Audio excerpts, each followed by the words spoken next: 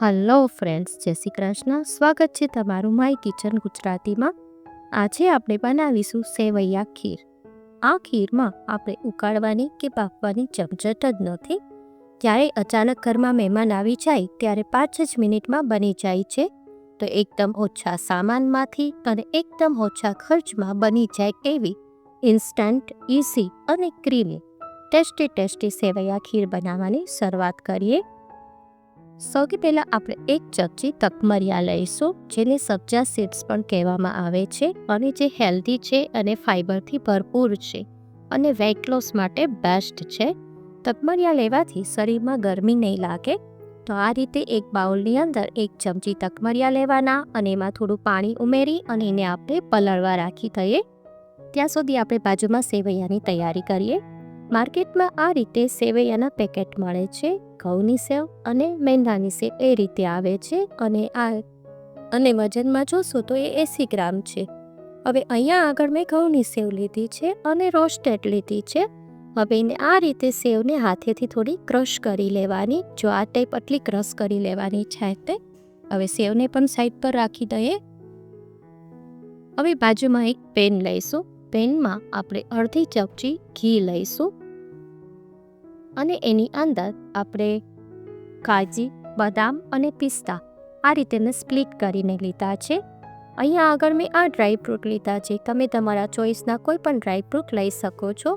હવે એને medium flame પર આપણે બધાને ખાઈ ત્યાં સુધી શેકી લેવાના છે અને બહુ નહીં શેકવા દેવાના. આ ટેકનિકના બધાને જ કરવાના છે. હવે જો એ બધા શેકાઈ ગયા છે એને પણ આપણે સાઈડ પર રાખી દઈએ. ત્યારબાદ એ જ પેનમાં આપણે 1 ચમચી ઘી લઈશું અને જે આપણે સેવ ક્રશ કરેલી છે એ બધી જ એમાં લઈ લેવાની છે.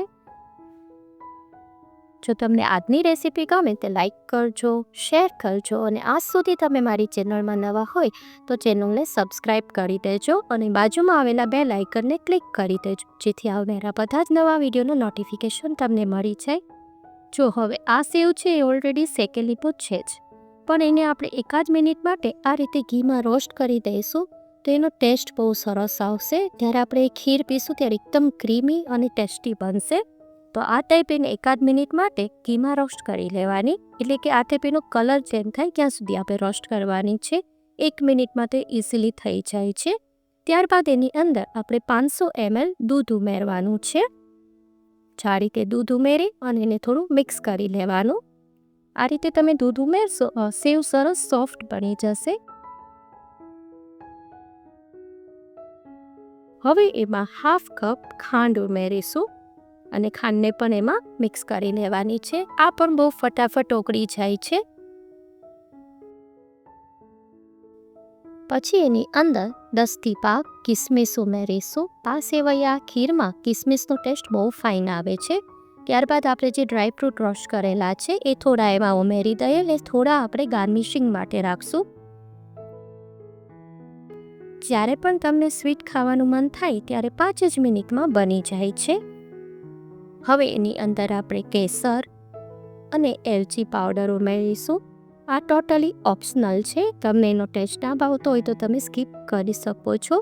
હવે એને પણ આપણે મિક્સ કરી દેવાનું છે અને પછી આ રીતે તરત જ આ બની જાય છે. આ સેવને ચડતા બિલકુલ ટાઈમ નથી રાખતો. જો કેટલી મસ્ત બની છે ને એકદમ ક્રીમી અને માઉથ મેલ્ટિંગ. મોઢામાં પાણી આવી ગયું ને પછી જો એને આ રીતે આપણે હાથેથી ચેક કરી લેવાની. એકદમ સોફ્ટ થાય ત્યાં સુધી થવા દેવાની છે અને દૂધ ઉમેર્યા પછી 1 મિનિટમાં જ બની જાય છે. ખાંડ પણ જલ્દી ઓગળી જાય છે. આ રીતે બસ જો આ રીતે આપણે બનાવવાની છે. અત્યારે આ દૂધ બરાબર છે, પણ પછી તમને થોડો ટાઈમ લાગે તો જરૂર લાગે તો થોડું દૂધ એડ કરી દેવાનું. જો આ ટાઈપ આપણે સરસ બનાવી લેશું. આને તમે ગરમ કે ઠંડી બંને રીતે એન્જોય કરી શકો છો. ચાલો, આપણી ખીર બની ગઈ છે. હવે એને આપણે એક બાઉલમાં લઈ લઈએ. કેટલી મસ્ત બની છે ને.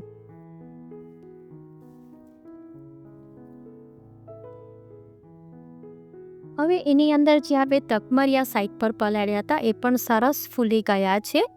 જો કેટલા મસ્ત બની ગયા છે. ઓલમોસ્ટ ડબલથી ઉપર થઈ જાય છે. એ પણ એમાં એડ કરી દેવાના છે. તકમેરિયા ઉમેરવાથી જેલી ફોર્મ થાય છે અને ખીરનું ટેક્સચર બહુ સરસ આવે છે. હવે જો તકમરિયા પણ આપણે એડ કરી દીધા છે. જો કેટલી ફાઇન દેખાય છે. ફટાફટ બની જાય છે. આ ખીરમાં બિલકુલ ટાઈમ જ નથી લાગતો. હવે આપણે જે સાઈડ પર થોડા ડ્રાયફ્રૂટ રાખેલા છે એ ડ્રાયફ્રૂટ થોડા સ્પ્રિંકલ કરી દેશે એના ઉપર, અને થોડી ગુલાબની સૂકી પાંખડી અને થોડું કેસરથી એને ગાર્નિશ કરી લેશું. બસ આ એક સેવૈયાનું પેકેટ હોય તો તરત જ આ સેવૈયા ખીર બની જાય છે. આ ખીર બનાવશો તો દૂધપાક અને રબડીને પણ ભૂલી જશો. તો ચોક્કસ આ ઇન્સ્ટન્ટ અને ઇઝી ખીર બનાવજો અને મને કમેન્ટ કરીને કહેજો કે આજની રેસીપી તમને કેવી લાગી. જો તમને મારી રેસીપી ગમતી હોય તો લાઈક કરજો, વધારેમાં વધારે શેર કરજો અને સબસ્ક્રાઈબ કરવાનું ના ભૂલશો. ફરી મળીશું એક નવી જ રેસીપી સાથે. Till then bye bye.